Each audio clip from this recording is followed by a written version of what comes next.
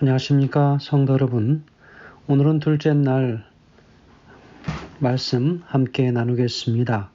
말씀의 제목은 카운트다운이라고 하는 제목으로 함께 말씀 나누겠습니다. 말씀 나누기 전에 기도하겠습니다. 하늘에 계신 아버지 하나님, 오늘 저에게 다시 귀한 말씀 주셔서 또 한 주의 또 하루의 시작을 말씀으로 시작해 하시고 우리 주님 주실 우리의 최종적인 영원한 쉼, 그 쉼을 위하여 다시 오실 우리 주님, 다시 한번 오늘 말씀을 통하여 우리를 깨우쳐 주시고 마태복음 24장에 주님 오실 여러 징조들, 그리고 오심은 참으로 분명하고 확실하게 일어날 것임을 다시 한번 기억하게 하셔서 그 나라에서 참으로 주님과 영원한 쉼을 누릴 수 있도록 인도하여 주시기를 예수님의 귀하신 이름으로 기도합니다. 아멘. 감사합니다. 오늘은 둘째 날 9월 20일 월요일입니다. 말씀의 제목은 카운트다운입니다. 무엇을 위한 카운트다운입니까? 우리 주님 다시 오시는 일을 위하여 카운트다운 하는 것이지요. 그분이 오시는 그 시간은 이미 이제 그 모든 징조로부터 시작이 되었고 이제 그 모든 숫자는 세워져 들어가기 시작합니다. 그래서 점점점 이제 낮은 수로 내려와서 결국은 이제 마지막 하나까지 그리고 세워지고 제로가 되어지면 이제 주님 정말 극적으로 오시는 그 순간을 우리 모두가 맞이하게 될 것입니다. 자, 마태복음 24장 3절에는 이렇게 기록합니다. 우리에게 이르소서 어느 때에 이런 일이 있겠사오며 또 주의 임하심과 세상 끝에는 무슨 징조가 있사오리까? 라고 이야기하며 제자들은 예수님을 향하여 묻습니다. 여러분, 예수님께서 무엇을 말씀하십니까? 그래서 다시 이제는 우리 주님께서 다시 오실 예수님의 재림의 그 현현을 여러 가지로 말씀하시면서 이제 그 재림은 분명히 있을 것임을 이야기하는 것이지요.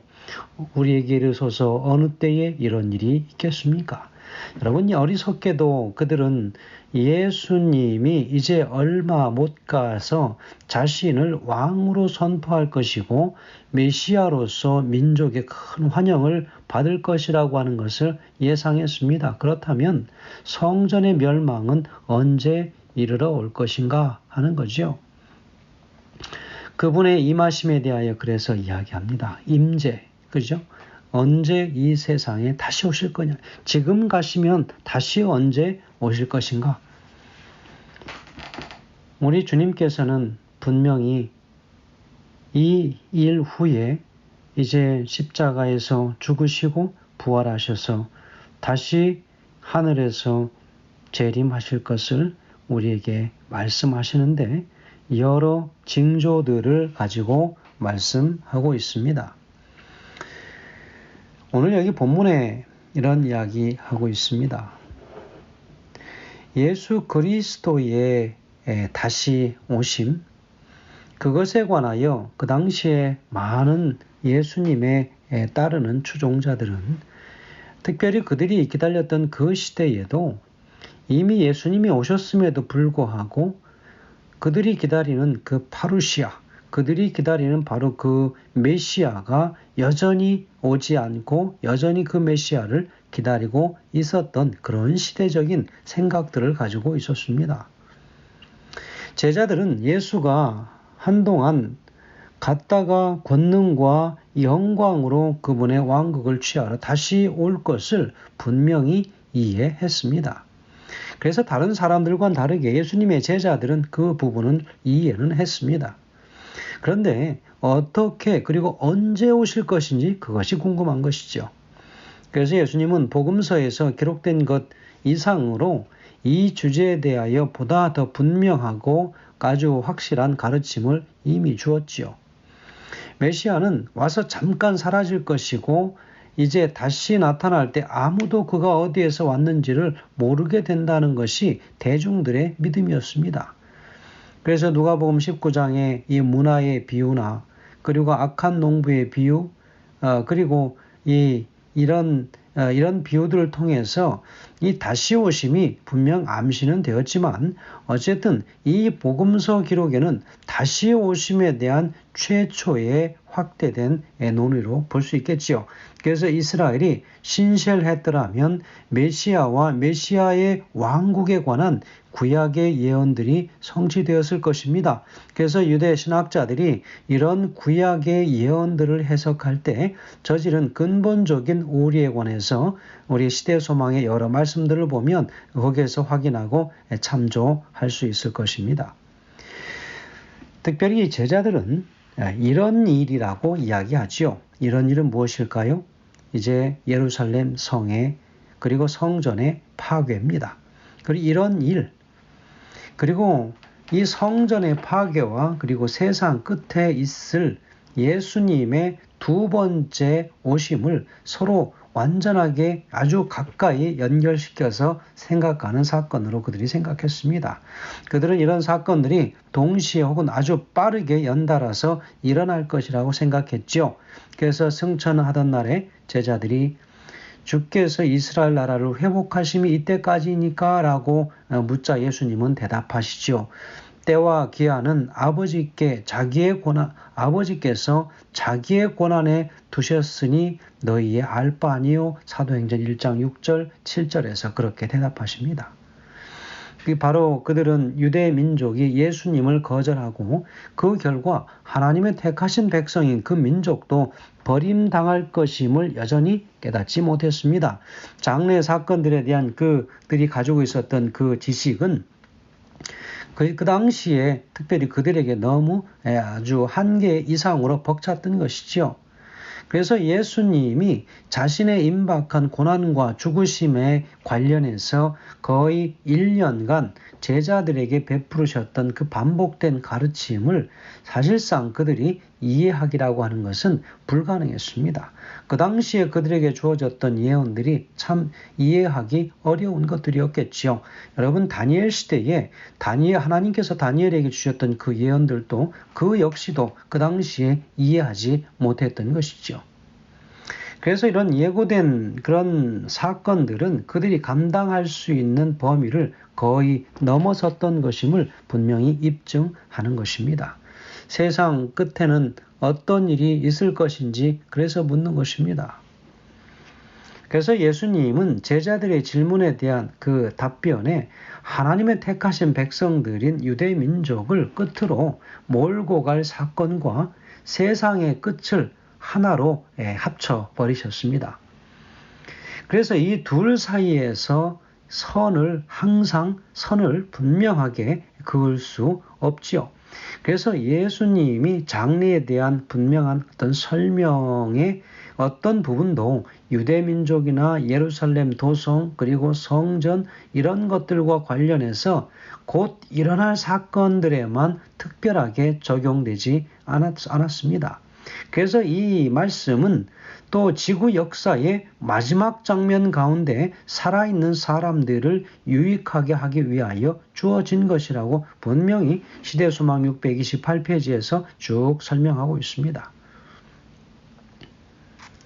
예루살렘의 멸망에 대한 적용, 그중 몇 가지를 2차적으로 이 시대에 적용하고, 그리고 여기 이제 성경 24장, 마태복음 24장 21절에서 30절은 오로지 예수 그리스도의 재림에 이르는 이 사건들에만 적용하고 있다고 하는 것은 우리가 반드시 잘 주목해 보아야 할 가치가 있는 부분들이죠. 자, 오늘 여기 과정 공부에서 분명하게 이야기하고 질문하는 것, 그리고 마태복음 24장에서 이야기하고 하는 것, 바로 그것 중에 가장 큰 핵심은 예수 그리스도의 재림이 어떻게 이르러 올 것인가 하는 것입니다. 여러분, 이 땅에 많은 재림교인들이 할지라도 다른 여러 여타 그리스도인들은 예수님의 재림에 관하여 그들은 흐릿합니다.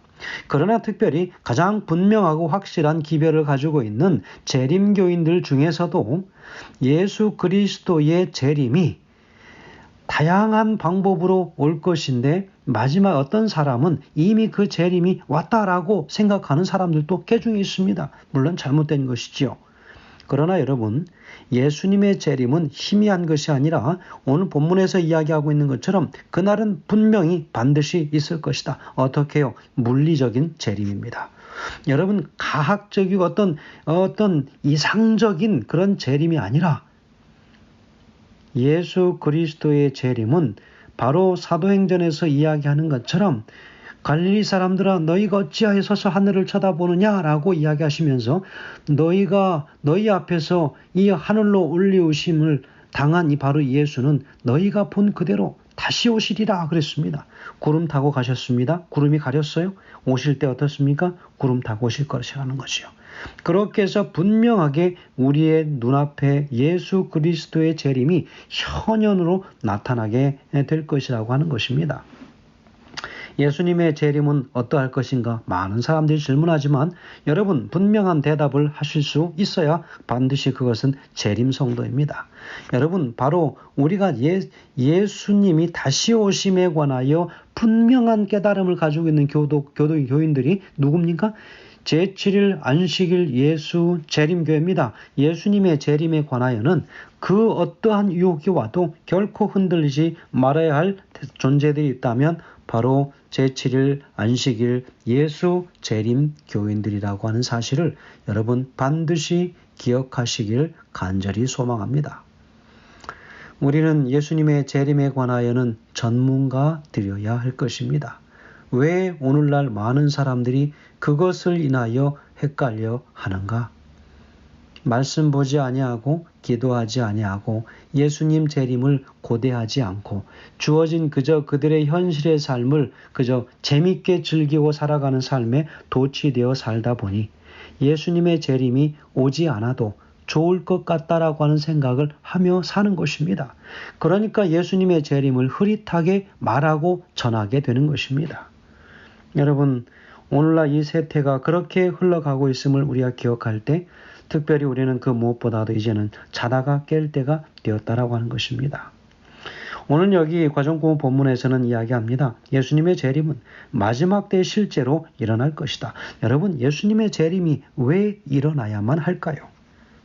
바로 그것은 당신의 사랑하는 백성들을 이 땅에서 구원해내서 저 하늘로 데려가서 바로 하나님과 함께 영원히 함께 거하고 그곳에서 영원한 쉼을 평안한 쉼을 얻을 수 있게 하기 위하여 그분께서 친히 가셔서 처소를 예비하시고 다시 와서 우리를 당신이 있는 그곳으로 데리고 가서 나 있는 곳에 너희도 있게 하리라 라고 하는 바로 요한복음 14장의 그 약속이 바로 그 말씀입니다. 그러니 우리는 어떻게 해야 될까요? 항상 너희도 예비하고 있으라 그랬습니다. 마태복음 24장 44절에. 그래서 이 말씀은 4절에 이야기하지요. 너희도 예비하고 있으라 라고 하는 그 말을 4절에서는 주의하라 그랬습니다. 그리고 42절에서는 깨어 있으라 그랬습니다. 그리고 44절에서는 예비하고 있으라 그랬습니다. 세 개의 중대한 권면 중에서 세 번째에 해당하는 거지요. 일상생활을 하고 있을 때 위기는 서서히 우리를 덮쳐옵니다. 예수님의 오심을 진실로 기다리는 사람은 주님이 언제 나타나실지라도 준비되어 있을 것이라는 거지요. 자, 오늘 이 마태복음 24장에 주의하라와 깨어있으라 라고 하는 이 경고는 이 장에서 거듭거듭 반복되는 주제입니다. 경성함의 중요성을 설명하기 위해서 예수님은 6가지의 비유를 이 장에서 이야기하고 있지 않습니까? 그래서 여기에서 그러므로 깨어있으라 라고 한마디로 함축한 것입니다. 그러기 위하여 무슨 비유를 주었습니까? 24장 42절에 보면 바로 여기에서 한 절로 그 깨어있으라라고 하는 말로 압축하고 있지만 자 여기 마가복음 13장에 보면 문지기 비유가 있습니다. 그리고 오늘 그 마가복음의 13장에 43절에 44절에 보면 집주인의 비유가 나오지요. 그리고 충성스러운 종과 불충성한 종의 비유가 45절부터 41절까지 나오지요. 그리고 마태복음 25장 1절로 13절까지는 열처녀의 비유가 나옵니다. 그리고 달란트 비유가 14절에서 30절까지 나오고요. 그리고 31절부터 46절까지 양과 염소의 비유가 계속해서 반복적으로 나오고 있습니다. 이 모든 비유들을 한마디로 함축한 것이 무엇이에요? 그러므로 깨어 있으라 라고 하는 거죠. 바로 이 마태복음 24장의 이 귀한 말씀이 오늘 우리에게 이런 경각심을 주는 것입니다. 그리스도인들은 나태한 마음으로 주님의 다시 오심을 기다려서는 안 됩니다. 그런 사람에게는 영원한 쉼의 장소가 약속되어 있지 않습니다. 그래서 그들은 깨어 기다리고 진리에 순종함으로 인해서 자신들의 영혼을 정결케 하는 그런 일에 부지런하고 또 남을 위해서 일하는 데 열심을 내야 합니다. 여러분, 시대소망 633페이지는 이렇게 이야기합니다. 하나님의 날에 도래하기를 고대할 뿐 아니라 촉진시켜야 한다 하는 바로 이것은 모든 예수님의 재림을 기다리는 사람들의 특권이라고 이야기합니다. 성도 여러분, 우리가 저 영원한 쉼의 장소에 가기 위하여 이미 하늘에서는 카운트다운이 시작되었습니다. 바로 그것은 이 세상에서 일어나고 있는 많은 징조들의 시작을 우리가 보고 있기 때문에 바로 그 카운트다운이 시작된 것을 알 수 있는 것이죠. 자, 영감의 교훈에는 이렇게 기록합니다. 낭비할 시간이 없음. 우리는 이 지구 역사의 마지막 단계에 살고 있다. 예언은 성취되고 있다. 얼마 안 있어 그리스도께서는 권세와 큰 영광으로 재림하실 것이다. 우리에게는 낭비할 시간이 없다. 열렬한 경고의 말씀으로 기별을 외쳐야 한다.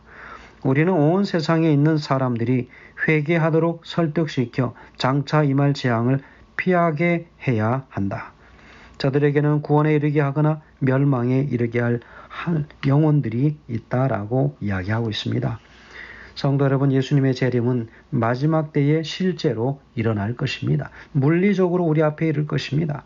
이 때를 위해서 준비하도록 하나님께서는 예언들을 통하여 백성들을 다시 한번 깨어나도록 촉구하시는 것이지요.